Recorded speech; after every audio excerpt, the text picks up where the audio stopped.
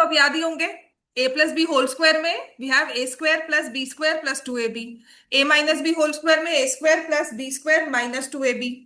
Then A plus B into A minus B is A square minus B square. Then X A plus B plus C whole square. ठीक है। तो ये आ जाएगा A square B square C square plus two A B plus two B C plus two A C.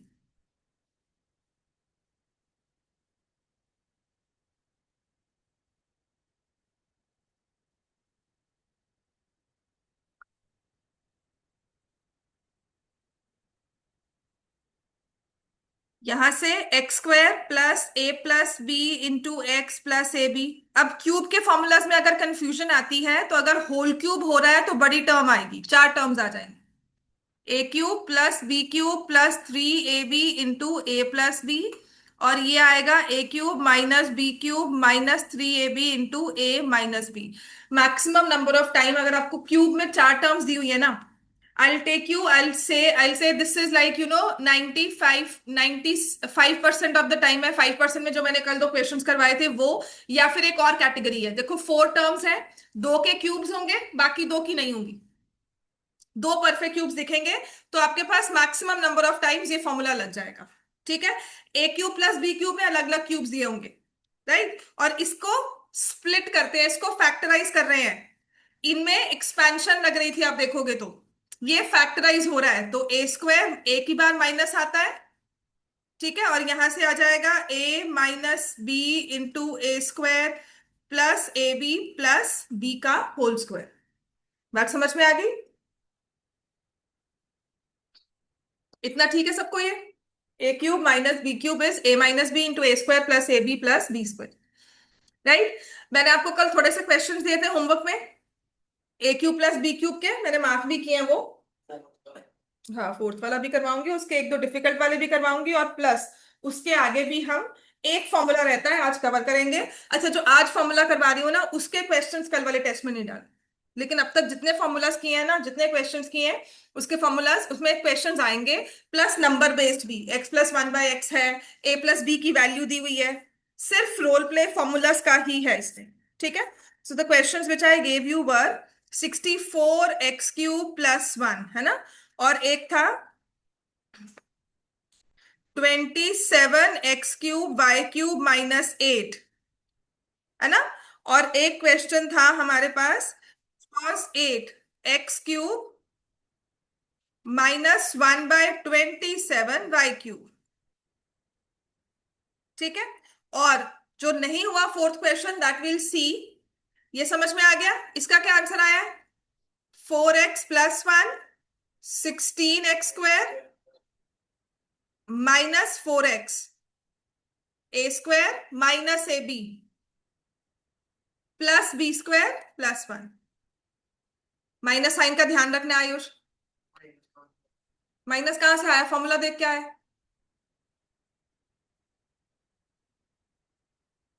Formula क्या है? अभी लिखा भी है, क्या कर रहे हो? क्या फॉर्मूला लिखा है हमने? वो X cube minus X cube plus Y cube hmm. X cube plus 3x² Y plus 3x² बेटा वो तो होल क्यूब है, ये कौन सी वाली टर्म है? इंडिविजुअल क्यूब्स हुए हैं कि होल क्यूब हुआ है, दोनों में फर्क होता है ना। और क्यों वाला लगा। तुम बताओ कौन सा लगाओगे, तुम इसे किस कैटेगरी में फिट करोगे? मैं ये नहीं कह रही हूँ किस में लगाना था, नींद से जगकर नहीं आना हमने, इसको किस कैटेगरी में? ए क्यूब प्लस बी क्यूब ये वाला आ गया ना, तो कौन सा वाला फॉर्मूला होगा? तो हम ये बोले हैं ये हाँ। लगा। हाँ तो फिर क्या बोला तुमने? कहा माइनस कहाँ से आ गया? अच्छा। हाँ, माइनस कहाँ से आ गया? अच्छा क्या? बताओ। तो ठीक है, याद रखो, इस चीज को भूलना नहीं है। हम हाँ। और हम आइडेंटिटी का मतलब सब नहीं, इसमें जो आइडेंटिटी एक्सपैंड होती है ना, इसमें जो फैक्टराइज होती है उसमें एक बार प्लस आ गया, बाद की सब में माइनस आएगा। अच्छा, 27 वाली टर्म जो है 27x³ माइनस एट, तो इसमें हमने 3xy का होल क्यूब कर दिया -2 का होल क्यूब कर दिया। दिव्यम ऑनलाइन क्यों है हम? सो ए स्क्वायर क्या हो जाएगा? 9x² y² +4 plus 6xy। ठीक है ना। Right, this is A square B square, minus वाले में सिर्फ यहां पर माइनस आ गया ना, मैंने आपको देखो बार बार वो छोटी चीजें कही हुई है कि ए क्यूब प्लस बी क्यूब में भी एक बार माइनस आना है, A cube minus B cube में भी एक ही बार माइनस आना है। अब क्योंकि वो ए क्यूब माइनस बी क्यूब है तो एक बार माइनस यहाँ आ गया, और ए क्यूब प्लस बी क्यूब में क्योंकि ए प्लस बी यहाँ आएगा तो वो माइनस ए बी में माइनस साइन को एडजस्ट करेगा, प्लस क्योंकि बी स्क्वायर हमेशा ही पॉजिटिव टर्म होती है। राइट, इतना क्लियर हो गया? Everyone clear? अब इसमें भी क्लियर हो जाएगा। ये भी हमारा फॉर्मूला क्या बन रहा है, 8 क्यूब विच इज 2x का होल क्यूब माइनस 1/3y। अब 3y जो है वो डिनोमिनेटर में है, 3y का whole cube. Divyam, are we listening everything? Yes ma'am. हाँ, तो फिर क्या हुआ, नींद में हो? No ma'am. हाँ, फिर उठो और आंसर बताओ मुझे। Ma'am A cube minus B cube. क्या होगा इसका answer, A cube minus B cube?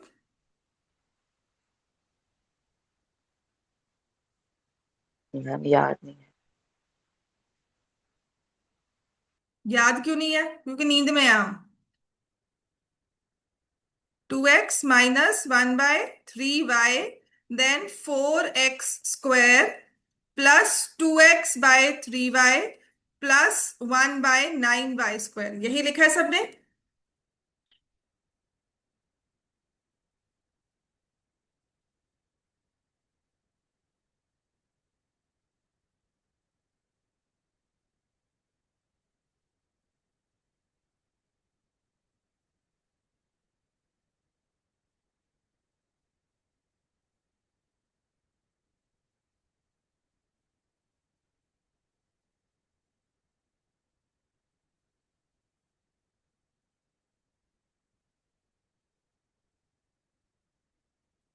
ठीक होगी बात ही बेटा सबको? अब है हमारे पास नेक्स्ट क्वेश्चन, जो लास्ट वाला था, जो आपने कहा कि नहीं हुआ, which is A cube plus B cube plus A plus B. मैंने कहा था यहां पर फॉर्मूला और ये है ना, तो इसमें हमने क्या किया, हमने कंबाइन किया ए क्यूब प्लस बी क्यूब में, और यहां पर इसको ए प्लस बी में लिख दिया, क्योंकि ए प्लस बी कोई परफेक्ट क्यूब नहीं है। अब A cube plus B cube की फैक्टराइजेशन आती है हमें। What is factorization of A cube plus B cube?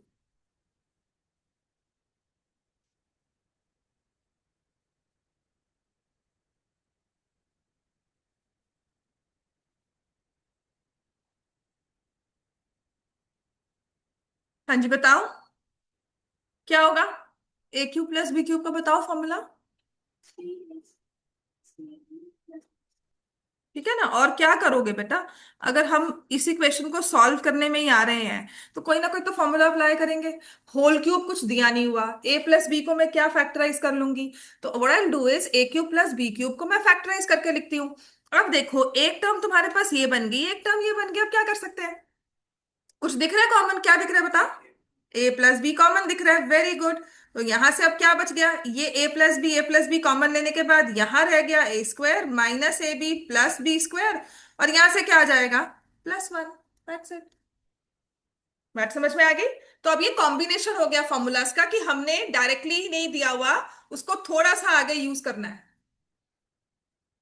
बात समझ में आ गई? क्या कॉमन लिया था ए प्लस ए क्यूब प्लस ए में या बी क्यूब में? ओके, हाँ वो ध्यान रखना, साइन माइनस का, बिकॉज इससे छोटी सी एक छोटी सी बात है, उससे गलती हो जाएगी।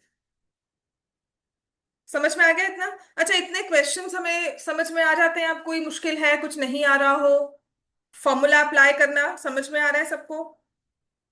The only thing I advise you is, बच्चों प्लीज पढ़ लो अच्छे से। आपने बार बार यही क्वेश्चन रिवाइज करने हैं, मैं थोड़े से एडवांस लेवल क्वेश्चंस करवा चुकी हूँ, वो इतने एडवांस तो मैं नहीं आने वाले। जैसे कि मान लो अगर ये हद से याद, अगर मुझे ये कुछ दिखा, ठीक है, +8 x - y का होल, क्या करोगे? ठीक है, एक ना ये माइनस के साथ भी है, एक ये प्लस के साथ भी है। फैक्टराइज करोगे कैसे? इसको मैंने लिखा 3x + y, उसका होल क्यूब, +2x - y, इसका होल क्यूब। बात समझ में आ गई? क्या बन गया ये, 3x + 3y का whole cube +2x 2x - 2y का होल क्यूब। बात समझ में आ गया सबको बेटा अब तक? ठीक है ना। यहां से अब दो तरीके हैं जाने के, एक तो इंडिविजुअल दोनों को ओपन करके फिर क्यूब्स को ऐड किया, फिर हमने कुछ ना कुछ सॉल्व किया। क्वेश्चन ना तुम्हें फैक्टराइज करने को कह रहा है, तुम्हें एक्सपैंड करने को नहीं कह रहा। तुम करोगे वो बिल्कुल ठीक है, पर तुम्हें फिर से आगे कॉमन फैक्टर्स लेके कुछ कैंसिल कुछ प्लस करके आपको फैक्टराइज करना हो। तो अब मैं क्या करूंगी, मैं 3x+3y को एज ए ले लूंगी और 2x-2y को एज बी ले लूंगी, तो मेरे पास ये a³ + b³ की फॉर्म में कुछ बन गया। बात समझ में आ गई। अब आराम से देखना फॉर्मूला कैसे लगता है, देखो, आराम से बिल्कुल देखना है। तो ये मेरे पास आ जाएगा a+b a² - ab+b²। तो a+b क्या होगा, 3x+3y +2x-2y। ए स्क्वायर क्या होगा, 3x+3y का whole square, minus A B क्या होगा, 3x+3y 2x-2y, और क्या होगा यहाँ पे 2x-2y का होल स्क्वायर। बात समझ में आ गई सबको ये। इसको ए मान लिया पूरी टर्म को, इसको बी मान लिया, फिर हमने फैक्टराइजेशन लिख दी, क्या होती है कि a+b। तो जहां a था वहां मैंने 3x+y लिख दिया, और जहां b था मैंने 2x-2y लिख दिया। फिर ए स्क्वायर कहा तो a का स्क्वायर, बी स्क्वायर कहा तो बी वाली टर्म का स्क्वायर, और ए बी कहा तो दोनों को मल्टीप्लाई कर दिया। बात समझ में आई है, लिखो, एक्सपैंड करो, कुछ टर्म्स कैंसिल हो जाएंगी, कुछ प्लस माइनस होंगी, और सबसे इजी वे में आंसर आएगा ये।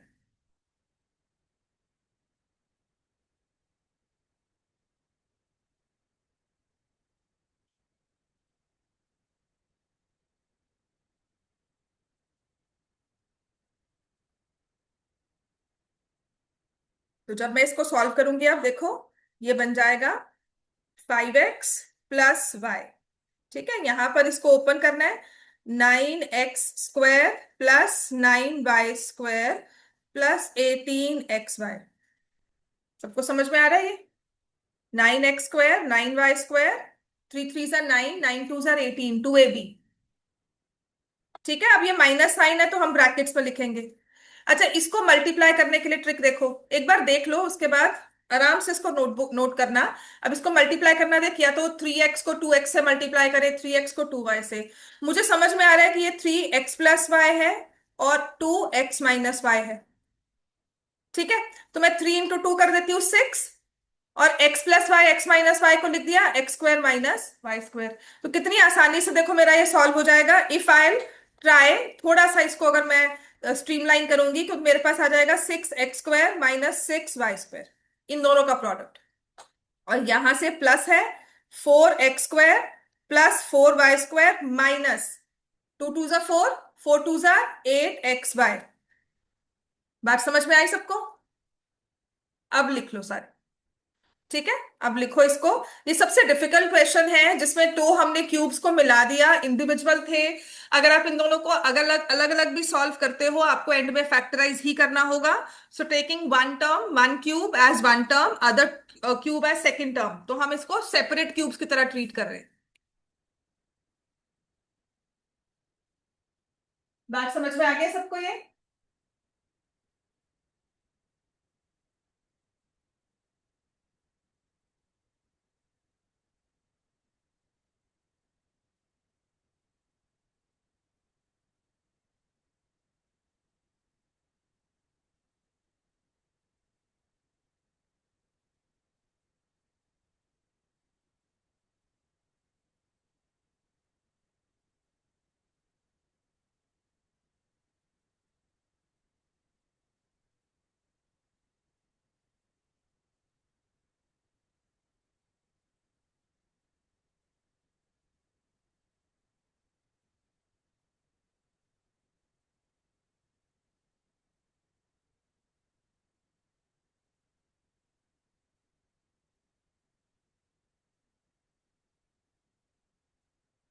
बात समझ में आ गया बच्चे सबको, ये लिख लिया सबने। नेक्स्ट नेक्स्ट स्टेप, इसको अब प्लस माइनस कर लो सबको। हाँ जी, लिखा कि नहीं सारा। इसके बाद बेटा प्लस माइनस करना, अब क्या वेट करना है इसको। अब देखो ये तो ऐसे ही रहेगा, 5x+y, और यहाँ पर देखो ये है 9x² + 9y² + 18xy। मैंने माइनस ओपन किया, -6x² plus 6y² plus 4x² plus 4y² -8xy। तो जो x² की टर्म्स है उनको इकट्ठा कर लिया, जो y² की टर्म्स है उनको इकट्ठा कर दिया। देखो 9x² -6 प्लस 3 हो गया, 3 में 4 ऐड किया तो कितना हो गया, 7x²। 9 में 6 ऐड किया 15, 15 में 4 ऐड किया तो 19,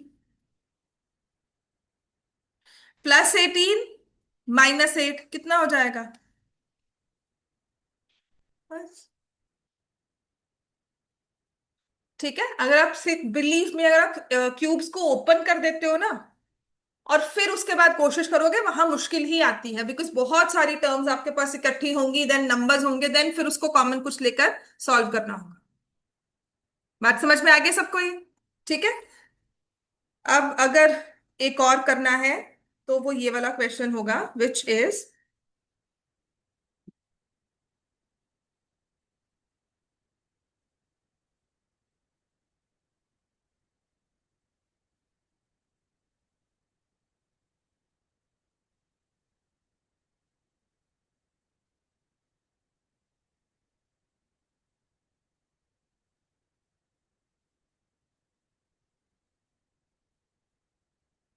चलो लिखो। दो तरह के फॉर्मूलाज होते हैं, a⁻⁶ plus b⁻⁶, a⁻⁶ minus b। अच्छा, ये भी कभी कभी इंपॉर्टेंट क्वेश्चन 3 मार्क्स में पूछ सकते हैं कि जब a की पावर 6 है और b की पावर 6 है, ठीक है, एंड माइनस ही है, एक बार प्लस साइन है। अब दोनों में फर्क क्या है, देखो।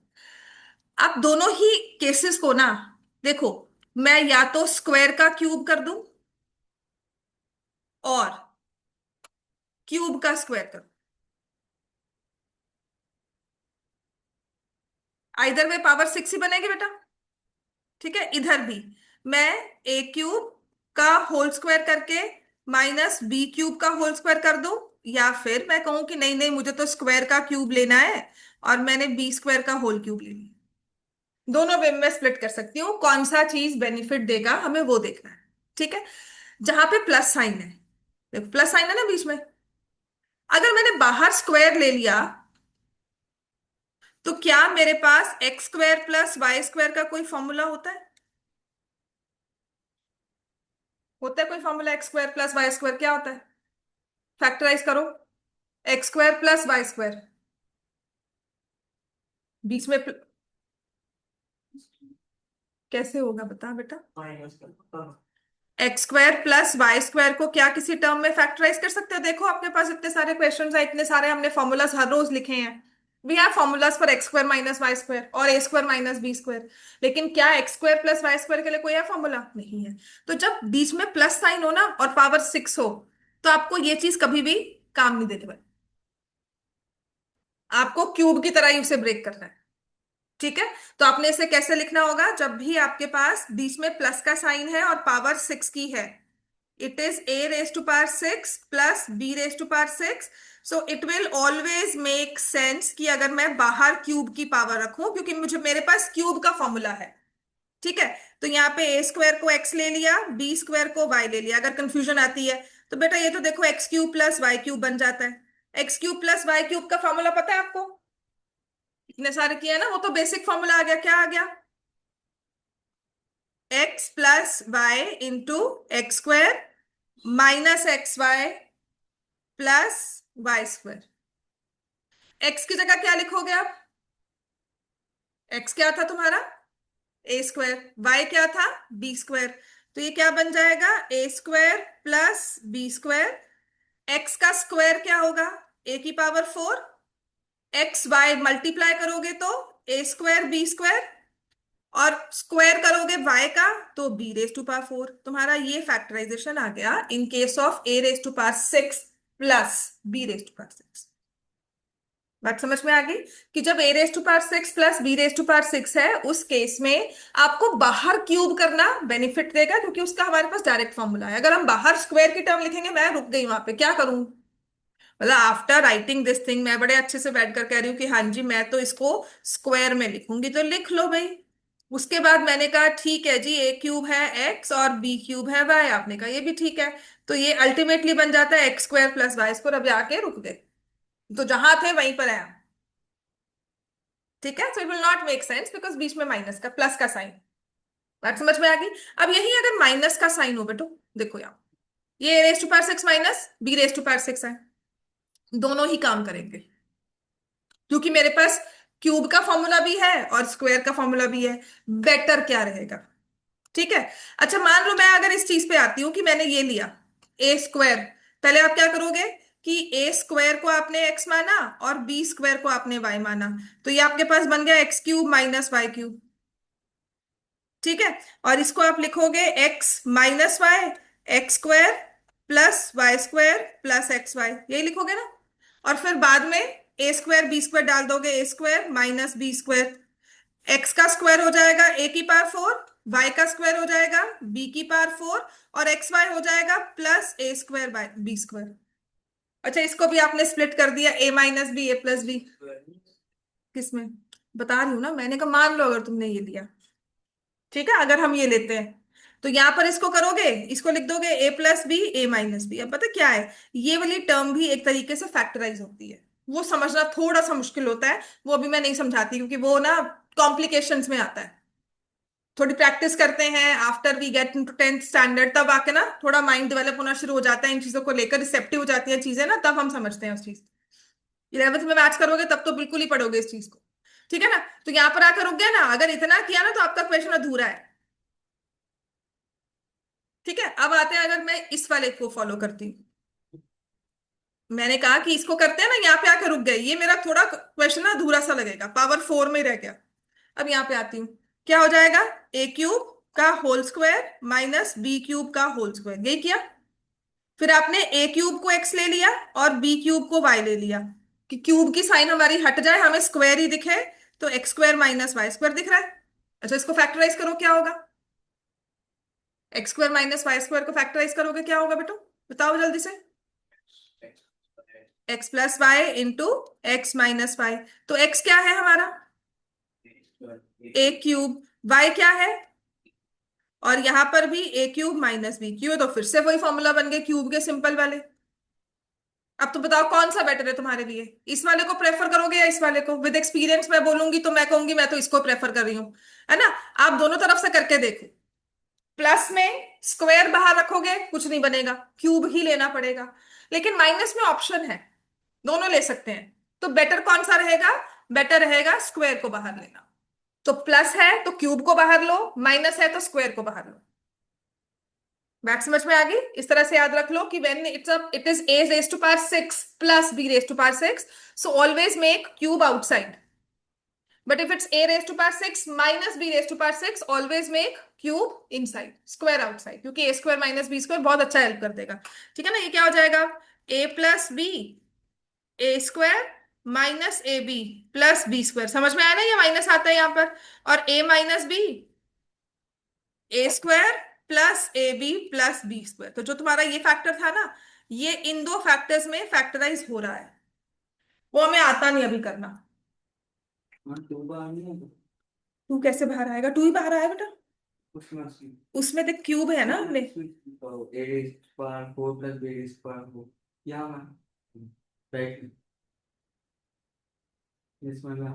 कैसे आएगा क्यूब बाहर बताओ।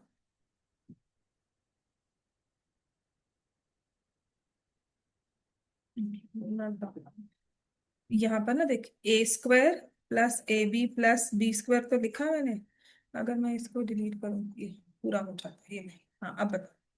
फर्स्ट स्टेप है ये, मैंने इसको क्यूब के फॉर्मूला को सेपरेट किया, अब एक्स की जगह मैंने ए स्क्वायर डाल दिया, वाई की जगह बी स्क्वायर डाल दिया, तो ए स्क्वायर का देखना यहाँ पे बेटा, मैं तभी इसमें रख रही हूँ, स्क्वायर का स्क्वायर करना है ना, तो यहाँ पर अगर आपने एक्स को ए स्क्वायर लिखा है तो एक्स स्क्वायर क्या हो जाएगा, वाई को बी स्क्वायर लिखा है तो वाई स्क्वायर क्या हो जाएगा, हाँ ठीक है ना, तो स्क्वायर के स्क्वायर करोगे तो स्क्वायर में पावर फोर आ जाएगी। ठीक है ना, अब यहां पर ना इस चीज को फैक्टराइज हो जाता है, but that is another level of, तो अभी के स्टार्टिंग में फैक्टराइजेशन सीख रहे हैं, उनके फॉर्मूलाज याद कर रहे हैं, अभी मैं आपको इसमें कॉम्प्लिकेट कर दूं, तो अभी फिलहाल के लिए ना मैं छोड़ देती हूँ कि नहीं ये चीज ना हम बाद में समझेंगे, हो जाएगा इससे भी आंसर मैं इससे भी निकाल दूंगी, पर वो एक सेकेंड लेवल है, वो हम 11th 10th में आकर पढ़ेंगे। समझ में आ गई बात है? ठीक है। अब हमारा लास्ट फॉर्मूला है जो कि हमें करना है इन दिस पर्टिकुलर एक्सरसाइज। समझ में आ गया इतना सबको? क्यूब के फॉर्मूलाज याद हो गए सब, है ना? अब एक ना क्यूब हमने किया दो टर्म्स का। अब सबसे इंपॉर्टेंट फॉर्मूला है हमारे पास, एक आइडेंटिटी रहेगी when we have cube of three terms. कुछ इस तरह से फॉर्मूला बनकर आएगा, A cube plus B cube plus C cube minus three A B. A cube plus B cube plus C cube minus three A B.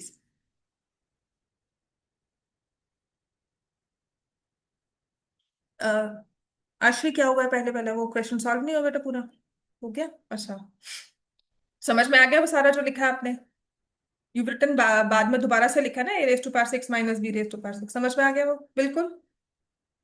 ठीक है। अब यहाँ पर ये क्या होता है ना, इसमें क्या करना है देखो, मैंने कहा था ना क्यूब का फॉर्मूला है, तो इसको पहचानना है, चार टर्म्स तो है ही है। A cube B cube C cube होगा, और यहाँ पे थ्री ए बी सी, मतलब ए स्क्वायर बी वाली टर्म आपको नहीं दिखेगी। जब आप क्यूब कर रहे थे ना A plus B whole cube, तो आपको ऐसे टर्म मिलती है, A cube plus B cube plus three A B है ना, तो वो थ्री ए बी स्क्वायर होता है, थ्री ए स्क्वायर बी होता है। ठीक है ना? यहां पर भी चार टर्म्स है और यहां पर भी है। फर्क क्या है? यहाँ पे तीन क्यूब्स दिखेंगे आपको। समझ में आ गई बात ये? और एक होगा माइनस थ्री एबीसी। अब इसको फैक्टराइज कैसे करते हैं? ठीक है, तो ऐसे वाले क्वेश्चन को पहचान लोगे, होल क्यूब नहीं है, तीन डिफरेंट क्यूब्स हैं, और साथ में एक टर्म है जो थ्री एबीसी कर रही है। समझ में आ गई बात है? मतलब कि मान लो मैंने लिखा X cube plus eight Y cube plus 27 z cube minus three into X into two Y into three Z. कुछ इस तरह से है। बात समझ में आ गई ना, कि एक नंबर का क्यूब, दूसरे का क्यूब, तीसरे का क्यूब, फिर तीनों को मल्टीप्लाई कर दिया, जो तीन नंबर्स लिए हमने, और उसको थ्री से मल्टीप्लाई करके माइनस कर दिया। ठीक है, तो इसका फैक्टराइजेशन बच्चों देखो कैसा होता है। लिखो, इसमें क्या होता है देखो। अब मैंने कहा था ना क्यूब है ना, कभी भी वो टू ए भी नहीं आएगी टर्म, तो इसमें क्या आती है देखो, पहले तो सबको एक बार कहते हैं प्लस कर दो, A plus B plus C. फिर दूसरा फैक्टर क्या है, कहते हैं A square plus B square plus C square. Minus करना है ए बी, माइनस करना है बी सी, माइनस करना है ए सी। ठीक है, तो ना टू आया है, माइनस किया तो सिंगल ही होगा। टू भी नहीं आया, थ्री वन, सिर्फ वन की टर्म है, टू नहीं आया इसमें। तो गलती यहाँ पे पता क्या होती है, हम टू लिख लेते हैं, two A B two B C two A C लिख लेते हैं।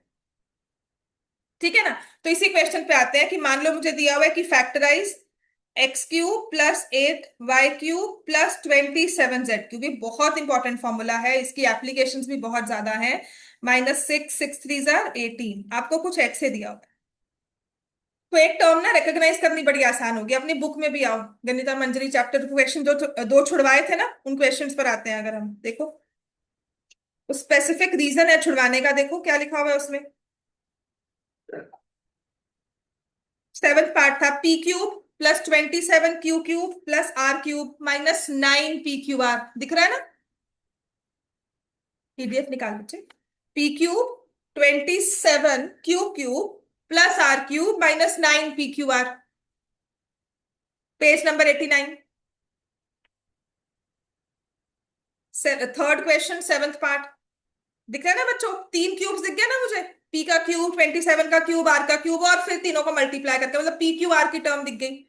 अगर दूसरा क्यूब होता तो स्क्वायर दिखते, नहीं दिखे यहाँ पे। नाइन्थ पार्ट में देखो, अब यहाँ पर भी मुझे 9 x क्यूब दिखा। जब मुझे 9 x क्यूब लगता है तो मुझे लगा क्यूब का फॉर्मूला है। फिर मुझे 8/3 y cube plus z/3 z³ दिख रहा है। और फिर देखो एक टर्म है 6 x/z, तीनों को ही मल्टीप्लाई किया हुआ है।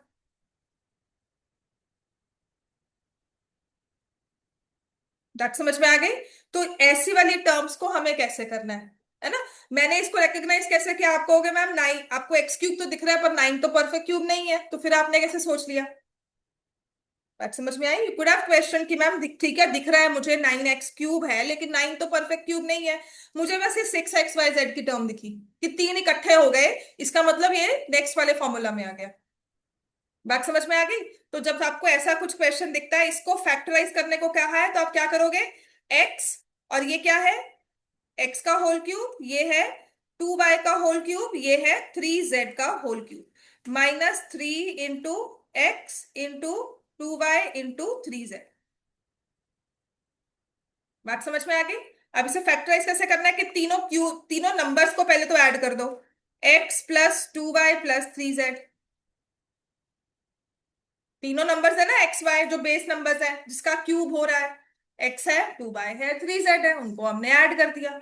अब उसके बाद क्या करना है, पहले वाले नंबर का स्क्वायर, पहला वाला नंबर कौन सा था, x, उसका स्क्वायर कर दिया।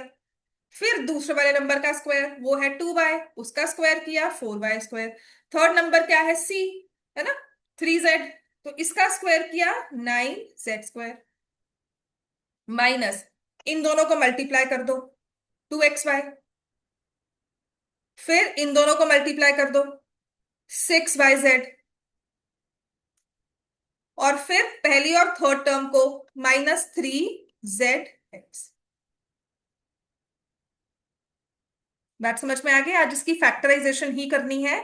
इसका आगे भी बहुत यूज है, प्रैक्टिकली नंबर्स में भी इसका बहुत यूज आता है। और आपको एक क्वेश्चन आएगा ही आएगा 2 नंबर में ना, एक प्रॉपर क्वेश्चन इसका 2 या 3 नंबर में बड़ा अच्छा क्वेश्चन आता है, जिसमें ना कहते हैं क्यूब्स कैलकुलेट नहीं करनी पर आंसर निकालना है इसका। ठीक है, तो ये कंडीशनल आइडेंटिटी हो जाती है कि किसी कंडीशन के हिसाब से ना इसमें कुछ रूल आ जाता है।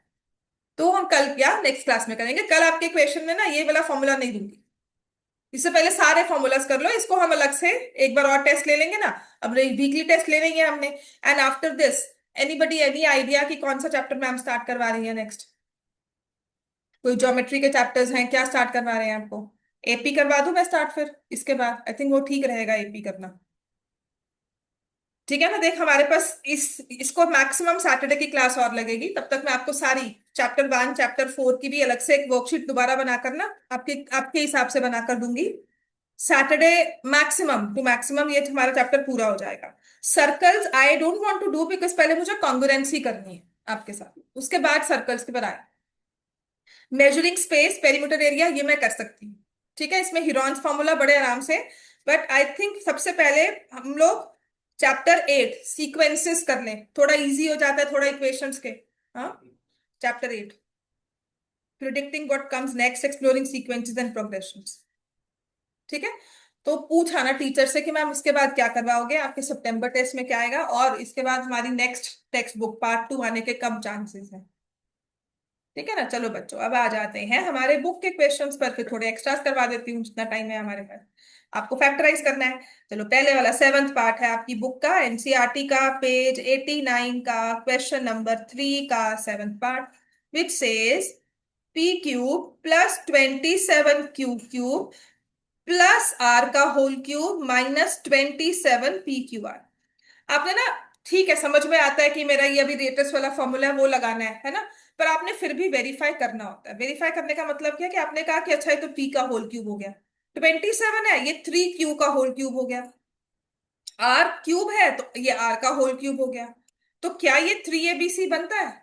मतलब 3 × p × 3q × r, क्या ये 27 दे रहा है मुझे? 9 है ये बेटा, मैंने 27 गलत लिख दिया, माई मिस्टेक, ये 9। ठीक है ना, बुक में ही 9 है। तो क्या ये मुझे 9p³ दे रहा है? बिल्कुल दे रहा है। मतलब अब मैं सेफ हूं, I can apply my formula. एक बार क्रॉस चेक जरूर किया करना। ठीक है ना, जैसे अब मैंने गलती की -27 लिख दिया तो कहीं ना कहीं हमारी गलती वो चेक हो जाती है। समझ में आ गई बात ये? राइट, अब आपको पता है कि अब आप फॉर्मूला क्या लगाओगे कि ऐसे वाले का ना फैक्टराइजेशन में क्या आता है, a + b + c, फिर आता है a² + b² + c² -ab -bc minus, तो क्या आ जाएगा, p + 3q + r, है ना। p a की जगह p है, b की जगह 3q है, c की जगह r है। आयुष समझ में आया?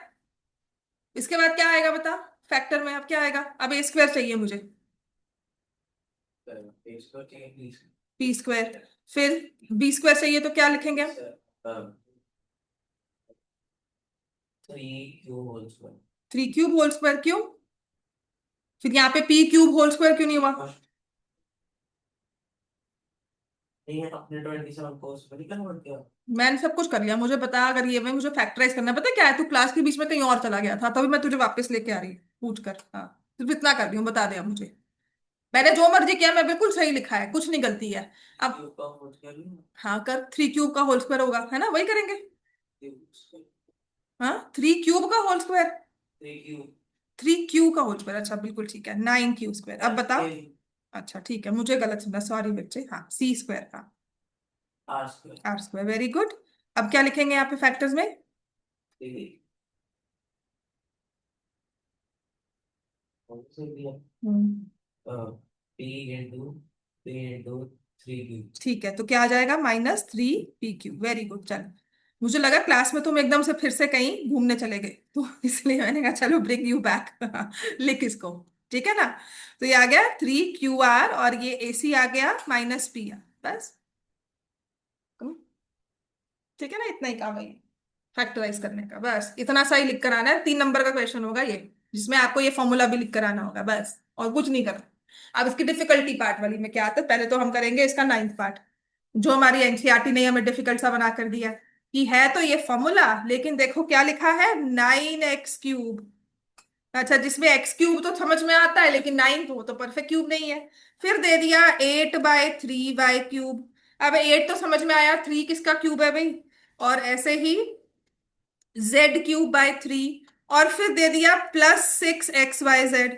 अब कहाँ जाए हम, है ना।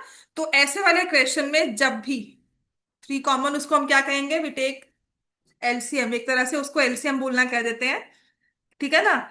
तो हमने यहाँ पर 3 को कॉमन, मतलब सबके डिनोमिनेटर्स को 3 करना है। तो ये हो जाएगा 27x³ -8y³ +z³, और यहाँ 3 से मल्टीप्लाई करेंगे +18xyz।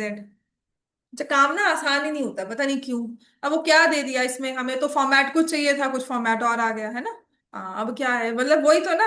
अब इतना सा मेहनत करने के तो 3 नंबर मिलने हैं। तो कुछ कुछ तो समझ में आ रहा है मुझे कि ये बना बना तो वही A³B³ C³ पर वो तो होता है A³ +B³ +C³, यहाँ तो बीच में माइनस आ गया। फिर -3AB से चाहिए, यहाँ तो प्लस आ गया, अब मैं क्या करूं। ठीक है, तो आपने 1/3 तो अलग लिख लिया, ये समझ में आता ना 1/3 अलग कैसे आया। अब मुझे कैटेगरी तो मेरे दिमाग में यही आ रही है कि यही होनी चाहिए थी। बस फर्क क्या है कि यहाँ पर प्लस था ना सेकंड टर्म में, यहाँ तो माइनस आ गया। अब इसको क्या करना चाहिए, और उसकी वजह से देखो क्या हुआ, ये भी माइनस की टर्म थी, यहाँ प्लस आ गई। अब मुझे क्या करना चाहिए। तो ऐसे वाले क्वेश्चन में आपने क्या करना है, देखो यहाँ पे लिखा। अब थोड़ा सा स्मार्ट वर्क किए, देखो 3x का होल क्यूब, समझ में आती है बात, है ना। अच्छा, मुझे पता है कि मुझे चाहिए प्लस में, और 8y जो है वो तो है 2y का होल क्यूब, लेकिन इसके बाहर माइनस का साइन है। तो अगर मैं -2y³ लिख दूं, तो ये -8 आ जाएगा, और प्लस माइनस माइनस हो जाएगा।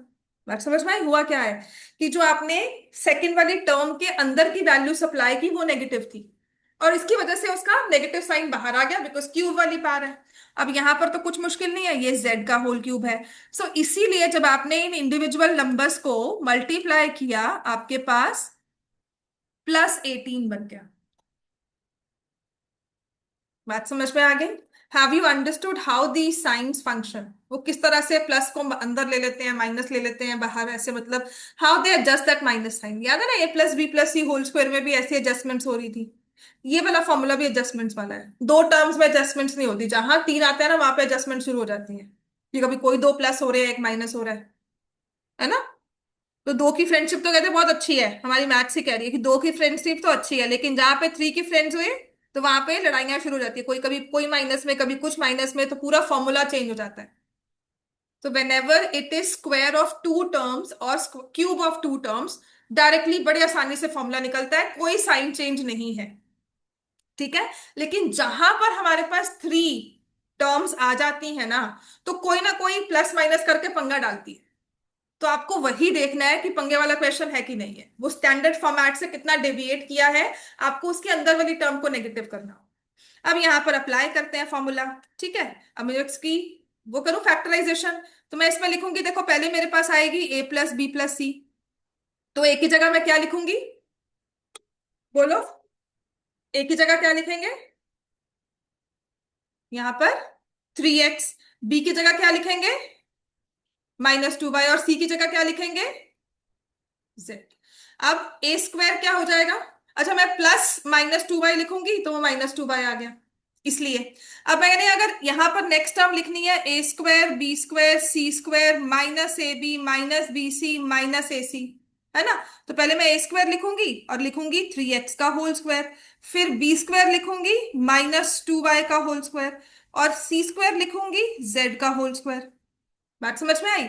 अब जब ए बी मल्टीप्लाई करने की बात आई तो मैं 3x और -2y को मल्टीप्लाई करूंगी, फिर जब BC को मल्टीप्लाई करने की बात आई -2y और z लिखूंगी, और AC है 3x एंड z। तो एक टर्म के नेगेटिव या पॉजिटिव होने से पूरे फॉर्मूला में ना साइन के चेंजेस आ जाते हैं और एडजस्टमेंट्स शुरू हो जाती हैं। 9x² +4y² +z², ये हो गया +6xy, ये हो गया +2yz -3x। बात समझ में आ गई। मैं आपको एक क्वेश्चन देती हूँ, लिखो, उसको सॉल्व करो एंड देन आई थिंक इतना तो काम करो, ठीक है। मुझे एक बारी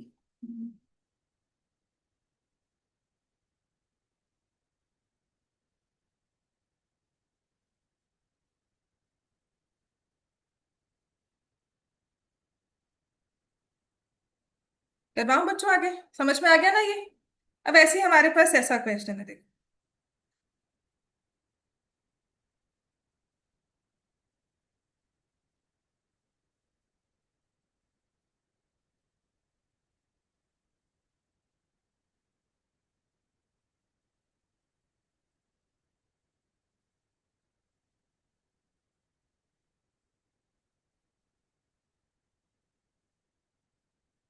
ये रहे।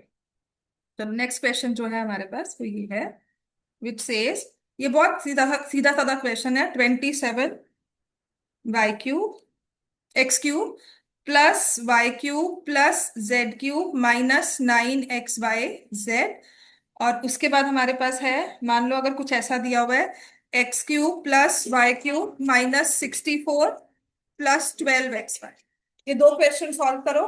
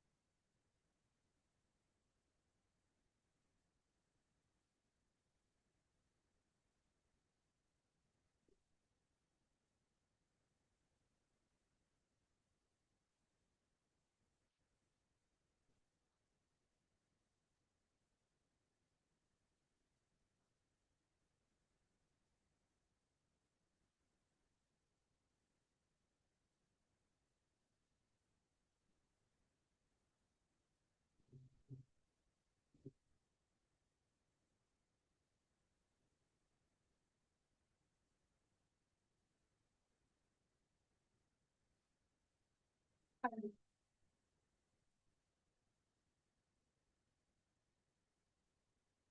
फॉर द फर्स्ट पार्ट जो कि है हमारे पास ये 27x³ है, तो सीधी सी बात है बिल्कुल, है ना, क्योंकि ये तो बहुत स्ट्रेट अवे हमारे पास बना है कि दिस इज 3x का होल क्यूब। और कोई झगड़े वाली बात नहीं है, सभी फ्रेंड्स तीनों इकट्ठे रह रहे हैं, सेम तरह से रह रहे हैं, कोई प्लस माइनस नहीं हुआ है ना, तो nothing of that much of 3, मतलब कि कुछ ऐसा हो कि हमें एडजस्टमेंट्स करनी पड़े, ऐसा भी कुछ नहीं। तो डायरेक्टली बस इसमें तो आंख बंद करके फॉर्मूला लगा देना है कि 3x + y + z, but do right the identity जब आपको वहां पर लिखना हो, है ना, पेपर में जब अटेम्प्ट करना है। इनको मल्टीप्लाई, देखो यहाँ पे लिखना है ABC, अब इनको मल्टीप्लाई कर दो, तो मैं -3xy लिख दूंगी, फिर यहाँ मल्टीप्लाई करूंगी -yz, फिर इन दोनों को मल्टीप्लाई करूंगी -3xz। यही आया सबका, कोई मुश्किल नहीं है ना। अब ये वाला क्वेश्चन है ना, यहाँ पर वो 3 टर्म्स आती है ना, तो कोई एक नेगेटिव होके बैठ जाती है, तो उसमें क्या होता है कि हमारा फॉर्मूला, क्योंकि हम इतने सारे फॉर्मूलाज नहीं याद कर सकते कौन सी टर्म नेगेटिव है भाई, है ना, तो हम क्या करते हैं कि हम इसको लिखते हैं कि दिस इज x का होल क्यूब प्लस y का होल क्यूब। अब जिसके आगे माइनस साइन है ना, और 64 परफेक्ट क्यूब मुझे दिख रहा है, तो जिसके आगे माइनस साइन है वही टर्म माइनस हुई है, उसी ने अपना साइन चेंज किया है।